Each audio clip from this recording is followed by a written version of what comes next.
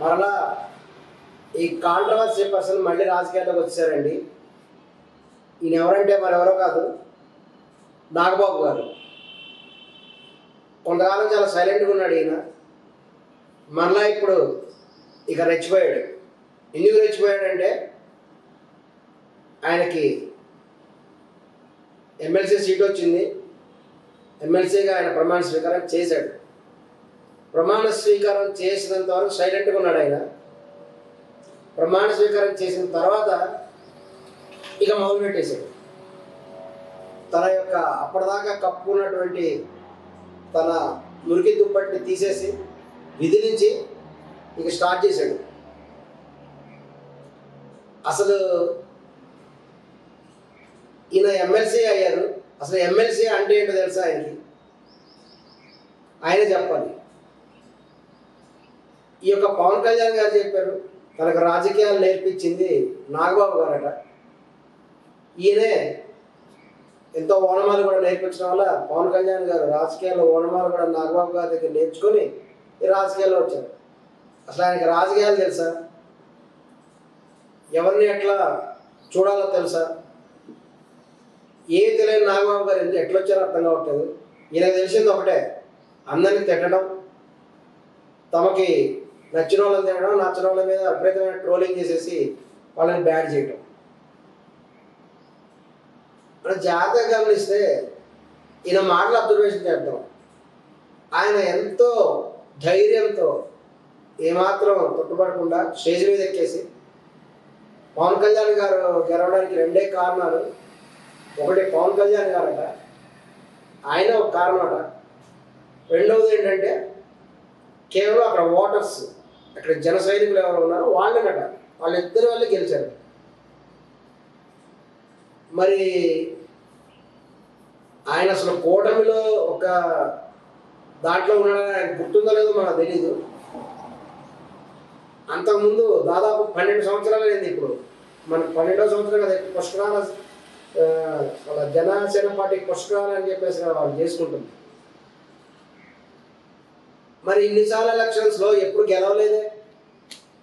మరి అంతకుముందు పవన్ కళ్యాణ్ గారు పోటీ చేశారు కదా, మరి అప్పుడు ఎందుకు గెలవలేదు?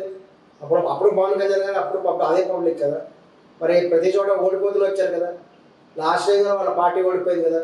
అంతెందుకు ఈసారి కూడా తెలంగాణలో పోటీ చేస్తే అసలు ఎక్కడ గెలవలేదు. డిపాజిట్ కూడా లేవు తెలంగాణలో జనసేన పార్టీకి. వాస్తవానికి జనసేన పార్టీకి అంతో కొంత బలం ఉంది తెలంగాణలోనే. పవన్ కళ్యాణ్ గారికి కొంత మార్కెట్ ఉంది. మరి అటువంటి చోట కూడా వాళ్ళు ఓడిపోయారు. మరి ఆంధ్రప్రదేశ్లో గెలిచారంటే దానికి కారణం ఏమిటి? పవన్ కళ్యాణ్ గారు ఒక గొప్ప నాయకుడు, ఒప్పుకుందాం. ఆయనకి ఒక 6% ఓటింగ్ మాత్రమే ఉంది. 6% ఓటింగ్తో ఏ పార్టీ కూడా ఎలక్షన్లో గెలవలేదు. ఆ విషయాన్ని తెలుసుకోవాలి. అసలు రాజకీయాల్లో ఓనమాలు కూడా తెలియకుండా మా వాళ్ళే గెలిచారు, మమ్మల్ని చూసి ఓట్లు వేశారని కూడా అమాయకత్వం. అసలు దీన్ని తీవ్రంగా కూడా ఖండిస్తున్నాము. అసలు కనీసం మిత్ర మర్యాద అనేది కూడా పాటించట్లేదు ఇతను. ఈ మాటలాడటం ద్వారా ఆంధ్రప్రదేశ్ రాజకీయాల్లో ముసలం పుట్టింది అనేటువంటి దాన్ని కూడా ఆయన నిరూపిస్తున్నాడు. ఎందుకంటే ఆయన అన్నది ఒక వర్మ గారిని కాదు, మొత్తం తెలుగుదేశం పార్టీని అన్నారు. డైరెక్ట్ చంద్రబాబు నాయుడిని అవమానించారు ఈయన నాగబాబు గారు. కేవలం పవన్ కళ్యాణ్ గారిని చూసి అందరూ ఓట్లు వేశారంటే ఆయన కూడా చెప్తారు, వాళ్ళు పవన్ కళ్యాణ్ గారు నాగబాబు గారిని అక్కడ అపాయింట్ చేశారట, మీరు ప్రచారం చేయండి అని చెప్పేసి. వాళ్ళకి మొదలైన అర్థమైపోయిందంట. ఎందుకంటే పవన్ కళ్యాణ్ గారు ఎలా గెలుస్తారు, ఇక్కడ మనం జస్ట్ మామూలు చేయడం ప్రచారం. మీకు అంత బలమైనటువంటి గెలిచేటువంటి స్థానాన్ని ఇచ్చింది మీకు ఎవరు? చంద్రబాబు నాయుడు గారు కదా. మీ మీద ఉన్నటువంటి అభిమానంతో చంద్రబాబు నాయుడు గారు జైలుకి వెళ్ళినప్పుడు పవన్ కళ్యాణ్ గారు పరామర్శించారు, తనకి ఎంతో సపోర్ట్ చేశారనే ఉద్దేశంతో, ఆ యొక్క కృతజ్ఞతా భావంతో చంద్రబాబు నాయుడు గారు మీకు గెలిచేటువంటి దానాన్ని ఇస్తే అక్కడ బలమైనటువంటి ఓటు బ్యాంక్ ఉంది వాళ్ళకి, తెలుగుదేశం పార్టీకి. ఇంతకుముందు కూడా గెలిచారు. అంతేకాకుండా దాదాపు 20 సంవత్సరాల నుంచి వర్మగారు ఉన్నట్లు ఆయన అత్యంత బలమైనటువంటి లోకల్ క్యాండిడేట్. ఇంత బలమైనటువంటి క్యాడర్ను పెట్టుకొని అటువంటి స్థానంలో వాడు పోటీ చేయకుండా కేవలం పవన్ కళ్యాణ్ గారు గెలవాలి, ఎందుకంటే మొదటి నుంచి 12 సంవత్సరాల నుంచి ఓడిపోతూనే ఉన్నాడు అనే ఉద్దేశంతో కేవలం చంద్రబాబు నాయుడు గారు మీకు వేసిన భిక్ష అది. వాళ్ళు వేసిన భిక్ష తిని వాళ్ళకే వెన్నుపోటు పొడుస్తున్నారే మీరు. ఇదేమన్నా నాగబాబు గారు మీకు ఏమైనా కరెక్ట్గా అనిపిస్తుంది అసలు? అంటే చంద్రబాబు నాయుడు గారిని చూసి ఎవరు ఓట్లేదు అనమాట. వర్మ గారు చేసిన ప్రచారానికి అసలు ఎవరు ఓట్లేదు అనమాట. సపోజ్ వర్మ గారు ఓటు వేయొద్దని చెప్తే మీరేం చేసేవాళ్ళు? అది కూడా కాకుండా ఆయన చంద్రబాబు నాయుడు గారి దగ్గర నిబద్ధత కలిగిన నాయకుడు కాబట్టి ఆయన్ని ఆపినప్పటికి కూడా ఆయన ఎంతో కూడా అణిగిమణిగి ఉండి పవన్ కళ్యాణ్ గారి గెలుపు కోసం ఆయన ప్రయత్నం చేశారు. అదేవిధంగా ప్రచారం కూడా చేశారు. అటువంటిప్పుడు ఆయన పాత్ర లేదు అంటారేంటి మీరు? మీరు ఎమ్మెల్సీగా గెలిచారు, మీకు దమ్ముంటే మీరు పోటీ చేయండి. ఒక్క స్థానంలో పోటీ చేసి డిపాజిట్ తెచ్చుకోండి సార్ నాగబాబు గారు. మీకు డిపాజిట్ వస్తుంది సార్, మీరు గెలవక్కర్లేదు. మీరు ఎక్కడైనా సరే పోటీ చేసి ఆంధ్రప్రదేశ్ కానీ తెలంగాణలో ఎక్కడైనా పోటీ చేసి మీరు డిపాజిట్ వచ్చే విధంగా తెచ్చుకోండి ఓటింగ్ సార్. చాలు, మీకు ఛాలెంజ్ చేస్తున్నాను. మీరు ఎక్కడా గెలవలేదు. మీకు అందుకే మొన్న కూడా మీరు ఎలక్షన్ పోటీ కూడా చేయలేదు. మీరు చేసినా గెలవరు. ఎప్పుడు కూడా మీకోసం కష్టపడేటువంటి కార్యకర్తలకి తప్పనిసరిగా గౌరవం ఇవ్వాలి, లేదంటే సైలెంట్ ఊరుకోవాలి. వర్మ గారు చెప్పిందంటే వాస్తవం ఉంది. వర్మ గారు చేసిన ప్రచారం వల్లే పవన్ కళ్యాణ్ గారు గెలిచారు, అది వాస్తవం. సపోజ్ వర్మ గారి ప్రచారం చెయ్యకపోతే పవన్ కళ్యాణ్ గారు గెలిచేవాళ్ళు కాదు. ఖచ్చితంగా అది వాస్తవం. అది ఎందుకంటే ఆల్రెడీ అక్కడ జగన్ గారు కూడా బలంగా ఉన్నారు. ఆయనకి 40% ఓటు బ్యాంక్ వచ్చింది ఆంధ్రప్రదేశ్లో. ఇంత బలమైనటువంటి స్థానం కూడా మీకు ఇచ్చి అన్ని రకాల కష్టపడి మిమ్మల్ని గెలిపిస్తే కనీసం కుక్కకన్నా విశ్వాసం ఉంటుంది. మీరు విశ్వాసం కూడా లేనటువంటి మనుషులు అని నిరూపించారు మీరు. కానీ మీరు మటుకు ముసలిం ప్రారంభమైనటువంటి విధంగా చేశారు. ఖచ్చితంగా కూడా కూటమిలో బ్రేకింగ్ అనేది ప్రారంభమైంది, లీకేజ్ స్టార్ట్ అయింది. ఇది వర్మ గారు ఎంత బాధపడుంటారో మాకు తెలియదు, కానీ చూస్తున్నటువంటి వాళ్ళు అందరూ బాధపడ్డారు. మీకు ఇంకా ఆశ్చర్యం ఏంటంటే వైఎస్ఆర్ కాంగ్రెస్ పార్టీ వాళ్ళు కూడా బాధపడ్డారు వర్మ గారిని చూసి. ఇది నిజంగా ఆశ్చర్యకరమైన విషయం.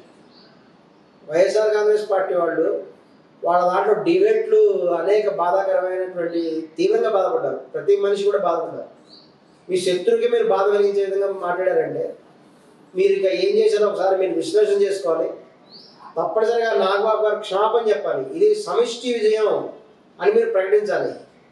అందుకని మమ్మల్ని చూసి ఓటు వేశారన్నమాట మీరు కరెక్ట్ కాదు. సమిష్టి విజయం చంద్రబాబు నాయుడు గారు, పవన్ కళ్యాణ్ గారు, బీజేపీ అందరూ కలవటం వల్ల మాత్రం అక్కడ విజయం సాధ్యపడింది. అంతేగాని కేవలం మిమ్మల్ని చూసో నాగబాబు గారిని చూసో ఎవ్వరు కూడా ఓటు వేయలేదు. మీరు అభిమానం ఉంది. మీరు ఏమనుకుంటారంటే ఏవో 4 రోడ్లు వేసేస్తే ఇంకా ప్రజలందరూ మీ పట్ల ఉంటారు అనుకుంటారు. కేవలం రోడ్లు వేసినంత మాత్రాన సరిపోదు. ప్రజల కష్ట నష్టాలు అందుబాటులో ఉండాలి. ఇక్కడ వర్మ గారు చూడండి, లాస్ట్ టైం ఆయన ఓడిపోయారు ఎలక్షన్స్లో. ఒకసారి ఓడిపోయినా కూడా అక్కడే ఉండి అక్కడ ప్రజలకు ఏం కష్టం వచ్చినా సరే తను అందులో ఇన్వాల్వ్ అయ్యి కష్టాలు తీర్చారు. అది నాయకుడు అంటే. ఇప్పుడు పవన్ కళ్యాణ్ గారు ఎలక్షన్లో గెలిచారు, ఆయన ఎక్కడున్నారు? ఆయన అక్కడేం కాదు, శుభ్రంగా వెళ్ళిపోయి ఆయన డిప్యూటీ చీఫ్ మినిస్టర్ పదవులు చేసుకుంటున్నారు. ఆయన ఏం లోకల్లో అందుబాటులో లేరు, ఎప్పుడో వచ్చిపోవడం తప్ప. ఆయన ఏమైనా అందుబాటులో ఉన్నారా? రెగ్యులర్గా ఉండి అక్కడ ఉండి రెగ్యులర్గా వాళ్ళ సమస్యలు తీరుస్తున్నారా?